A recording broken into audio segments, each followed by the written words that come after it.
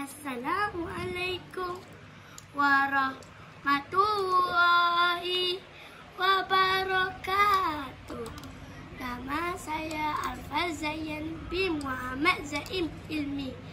Kelas saya 2 Zaid bin Harisa.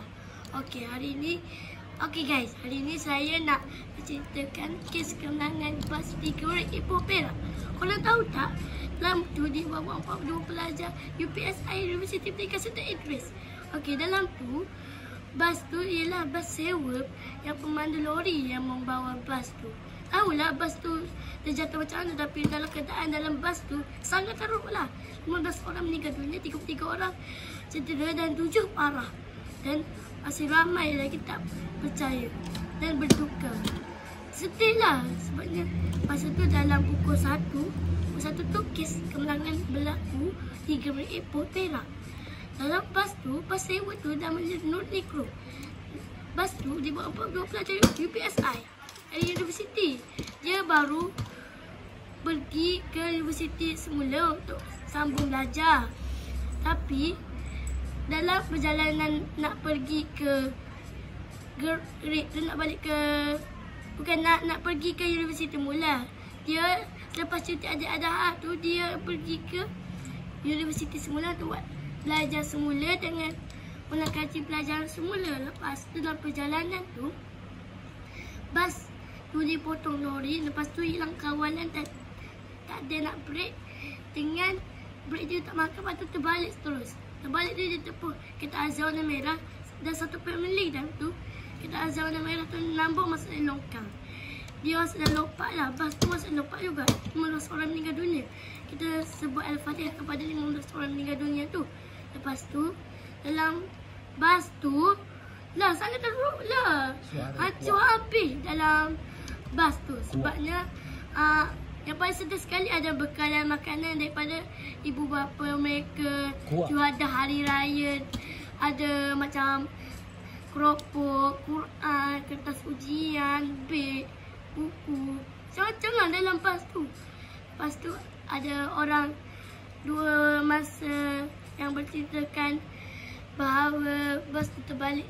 Macam mana dia ceritakan tu, pada awal pagi masa tu nak menunggu hospital pun lama lah, sebab hospital jauh lah dari timur barat ke nak pergi ke Jili. Masa tu baru lepas cuti adik-adah, kemenangan tu baru berlaku. Lepas dalam semua orang dalam hospital tengah merawat. Okey, korang tahu tak ada 42 pelajar UPSI cedera. 15 orang meninggal dunia. Kita sebut Al-Fatihah kepada 15 orang yang meninggal dunia itu. A'udzubillahi minasyaitonirrajim. Bismillahirrahmanirrahim. Alhamdulillahi rabbil alamin. Ar-Rahmanirrahim. Maliki yaumiddin. Iyyaka na'budu wa iyyaka nasta'in. Ihdinas siratal mustaqim. Siratal ladzina an'amta 'alaihim ghairil maghdubi 'alaihim waladdallin. Amin. Okey. Korang sedih tak tengok dalam bas tu macam mana keadaan dalam bas tu? Sangat teruk lah. Ada cermin mata, ada beg, ada buku, ada Quran, ada yang hafal Al-Quran Nurli Nasirah binti Azman hafazah Al-Quran 30 juz Al-Quran. Dan ada lagi satu mustaqim yang pandai melukis dan berbakat menjadi artis yang pertama di dunia. Okey, korang tahu tak, lepas UPSI tu bas sewa memandu bas tu bawa laju dan dia potong lori. Lepas tu hilang kawalan, terbalik di gerik dan dia terjatuh dari lompat lah situ. Dan ada orang bercerita situ, semua orang duduk sebut tolong dalam bas tu lah.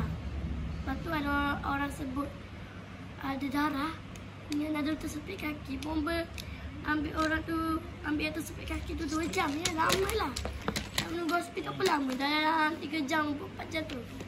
Pukul 3 pagi tengah menyiasat proses badan, tengah pesakitan lah, pesakit tu. Ada yang cedera parah, cedera jantung, 2 lagi meninggal di hospital.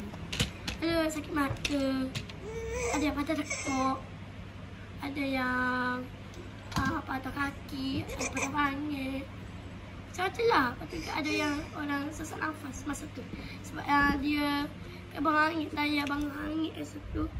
Dalam pukul 4 pagi tu, setelah dalam hospital lagi. Okay, bye-bye. Jumpa lagi.